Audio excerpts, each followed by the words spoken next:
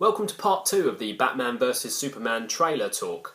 I'm doing this video as a result of the new trailer that was released at San Diego Comic-Con a couple of weeks ago.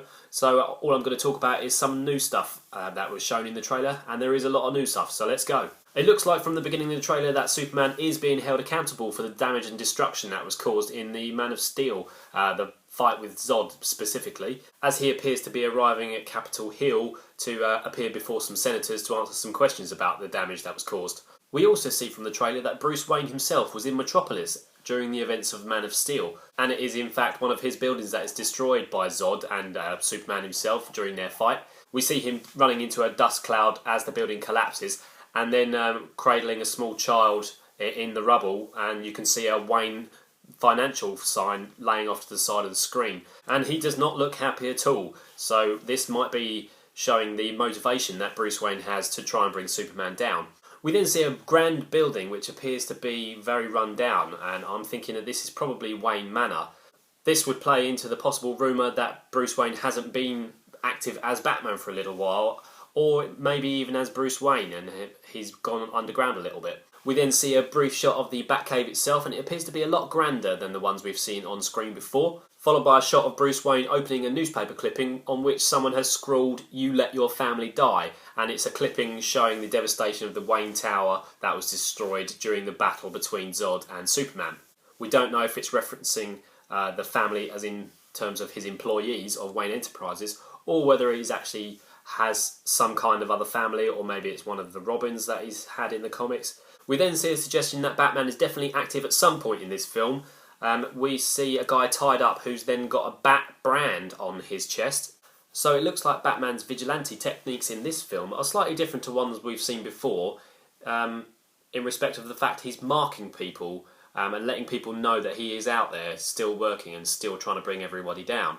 There's a brief shot of people standing on their roofs, escaping floodwaters, and Superman is hovering above them. It looks like he's probably going to save them, but he is just hovering there. You'd think he'd be swooping down and saving them straight away rather than just standing there and watching them in the sky. There's also an extended shot of something we've seen in the previous trailer. The bit where he's holding on to what appears to be a Russian satellite is actually the top of a Russian rocket, which in this trailer has exploded, and I'm assuming the part he's holding is the capsule where the astronauts are, so he's just rescued them from the explosion. Then we see the first live-action shot of Lex Luthor, played by Jesse Eisenberg, and most notably, he has the most ridiculous hair in the world. We have seen an official photo of Lex Luthor from this film, and he is bald in that, so whether in this film he's wearing a wig, like the Gene Hackman version in the Christopher Reeve Superman films, or whether that's his real hair and he's going to be losing it at some point in this film, we don't know. There's also a very brief shot of Superman kneeling before Lex Luthor and Lex sort of waving his hand up over him. So what has Lex Luthor got on him, and why is he kneeling before him? Is he wounded, or is Lex Luthor threatening him with something to make him bow before him? And then probably one of the biggest reveals of the trailer is the fact that Zod's body is still around. We're assuming that Lex Luthor has got a hold of this and is doing something with it to try and maybe find a weakness for Superman, or my theory is that he's actually going to create the character Doomsday or someone very similar to it, which would explain some of the destruction we see later on in the trailer, and it would explain why the heroes appear to be fighting each other, which I think is just clever editing in the trailer. It looks like we're going to be getting another flashback of the Wayne murders from when Bruce was a child. Other different people playing the parents as before. I don't know how important this is going to be to the storyline, but it's a new Batman, so it makes sense that we're going to see that scene again. I don't think they're going to focus on it too much, because everybody who's ever seen a Batman film has seen this scene more than once, so it's not that important to the storyline, I imagine. Possibly one of the biggest reveals of this trailer is the first live-action footage of Wonder Woman, played by Gal Gadot. And because she's a warrior princess, of course the first footage we see of her is her in combat. We don't know who she's fighting, you never see her opponent, but at one point she smashes her gauntlets together and creates what looks like an EMP pulse. Now her gauntlets are supposed to be made of parts of Zeus's shield, which explains why it's an EMP pulse, because there's going to be electricity coming off them. And then there's a shot of her being knocked back into a concrete block by something.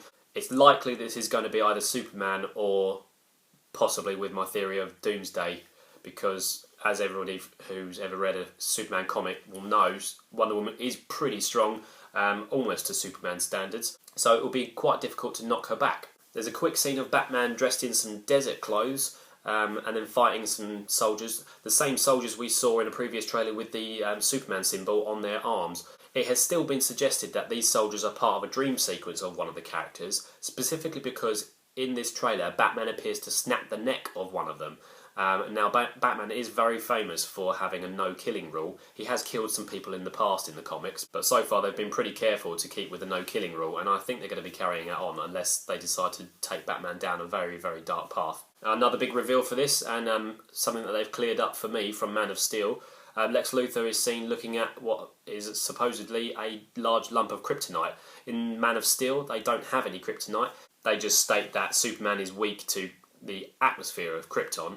But now they appear to have introduced kryptonite properly, which could explain how Batman is able to fight him. Maybe he's using the kryptonite in his suit, or maybe it's another way that Lex Luthor is using it against him. The trailer ends with a lot of fighting. There's some scenes which appear to have Batman and Superman fighting each other, specifically Superman flying over a devastated landscape, shooting his heat vision off screen, but then it cuts to Batman hanging off the side of a building, and then he uses his grappling hook to escape some heat vision just at the last second. This would suggest that Superman is actually trying to kill Batman, which is very out of character for him if he is the golden boy, which they tried to paint him out to be. I'm going to go out on a limb and say Lex Luthor creates some kind of creature, and the three heroes, whilst they have their differences and may have fallen out and may have a little bit of a scuffle, have to team up to bring him down, which is why they all appear to be fighting in more or less the same location. The last shot of the trailer is Superman walking up to the crashed Batmobile. He then rips off the roof of the Batmobile, and Batman stands up to meet him. So there's obviously going to be some throwing down here. Most notably in this part, Batman isn't wearing his mecha suit, which has been featured in previous scenes. He's just wearing his normal Batman suit. So whether he's actually going to be fighting at this point, we don't know. I would assume if he does try and fight him, he would lose. I have left a very important part out of this trailer talk so far, and that is that in the trailer we see a shot of a suit in the Batcave which isn't the Batsuit. It is in fact a Robin suit, and scrawled on the Robin suit are the words "Ha ha, joke's on you, Batman." Now this is a direct reference to the Death in the Family storyline from the comics, in which the Joker ends up killing Jason Todd, the second person to take on the mantle of Robin. He beats him up with a crowbar and then blows him up inside a warehouse. So this is confirming that in this universe, Robin, or at least one Robin, is dead. Whether we'll see another one, we don't know, and possibly this could be leading up to the Batman standalone film, which has been confirmed that Ben Affleck is directing.